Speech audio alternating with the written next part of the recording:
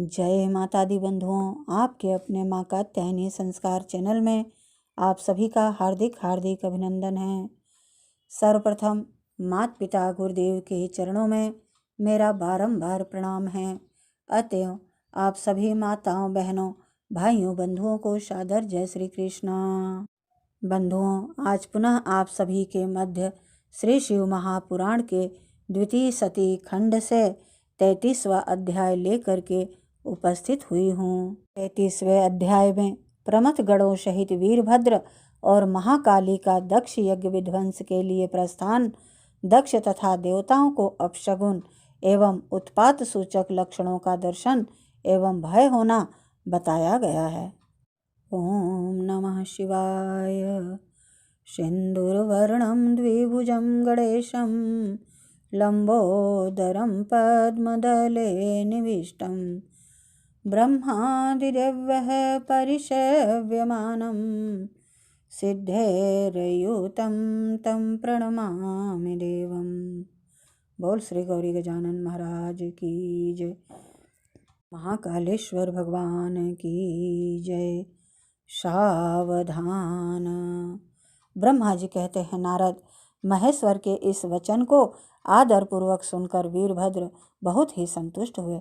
उन्होंने महेश्वर को प्रणाम किया।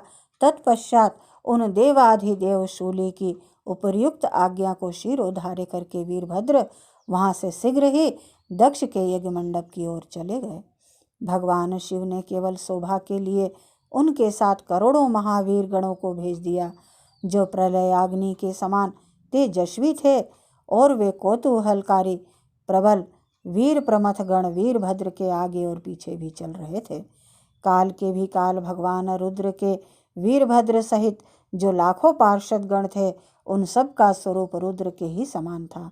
उन गणों के साथ महात्मा वीरभद्र भगवान शिव के समान ही वेशभूषा धारण किए रथ पर बैठकर यात्रा कर रहे थे।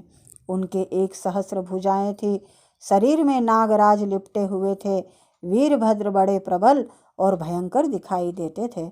उनका रथ बहुत ही विशाल था, उसमें 10,000 सिंह जोते जाते थे, जो प्रयत्न पूर्वक उस रथ को खींचते थे।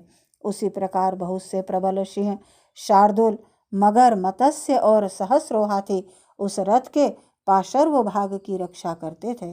काली, कात्यायनी, ईशानी, चामुंडा, मुंडमर्दनी, भद्रकाली, भद्रा, त्वरिता तथा वैष्णवी, इन 9 दुर्गाओं के साथ तथा समस्त भूत गणों के साथ महाकाली दक्ष का विनाश करने के लिए चली।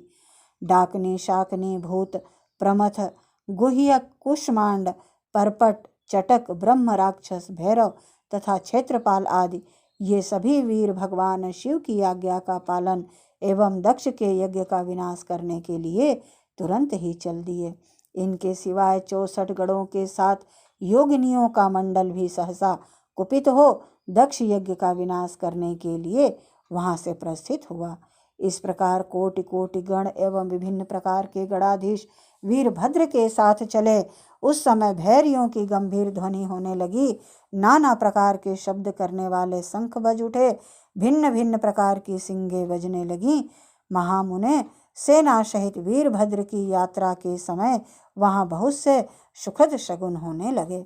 इस प्रकार जब प्रमथ गणों सहित वीरभद्र ने प्रस्थान किया, तब उधर दक्ष तथा देवताओं को बहुत से अशुभ लक्षण दिखाई देने लगे। देवर्षि यज्ञ विध्वंस की सूचना देने वाले त्रिविध उत्पात प्रकट होने लगे। दक्ष की बाईं आंख, बाईं भुजा और बाईं जांघ फड़कने लगी। तात वाम अंगों का फड़कना सर्वथा अशुभ सूचक था और नाना प्रकार के कष्ट मिलने की सूचना दे रहा था। उस समय दक्ष की यज्ञशाला में धरती डोलने लगी। दक्ष को दोपहर के समय दिन में ही अद्भुत तारे दिखाई देने लगे। दिशाएं मलिन हो गईं। सूर्यमंडल चितकबरा दिखने लगा। उस पर हजारों घेरे पड़ गए, जिससे वह भयंकर जान पड़ता था। बिजली और अग्नि के समान दीप्तिमान तारे टूट टूट कर गिरने लगे तथा और भी बहुत से भयानक अपशगुन होने लगे। इसी बीच में वहां आकाशवाणी प्रकट हुई, जो संपूर्ण देवताओं और विशेषतः दक्ष को अपनी बात सुनाने लगी। आकाशवाणी बोली, ओ दक्ष, आज तेरे जन्म को धिक्कार है, तू महामूढ़ और पापात्मा है। भगवान हर की ओर से आज तुझे महान दुख प्राप्त होगा, जो किसी तरह टल नहीं सकता। अब यहाँ तेरा हाहाकार भी सुनाई नहीं देगा। जो मूढ़ देवता आदि तेरे यज्ञ में स्थित हैं, उनको भी महान दुख होगा, इसमें संशय नहीं है। ब्रह्मा जी कहते हैं, मुने, आकाशवाणी की यह बात सुनकर और पूर्वोक्त अशुभ सूचक लक्षणों को देखकर दक्ष तथा दूसरे देवता आदि को भी अत्यंत भय प्राप्त हुआ।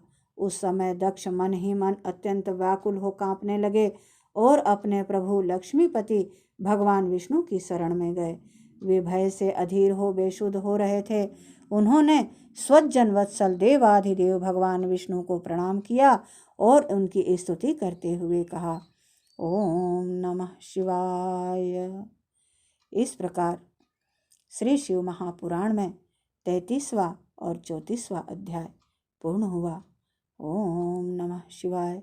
बंधुओं, यदि मेरा यह प्रयास आपको अच्छा लगे तो प्लीज़ लाइक, शेयर व सब्सक्राइब अवश्य करें। जय माता दी बंधुओं। ओम नमः शिवाय।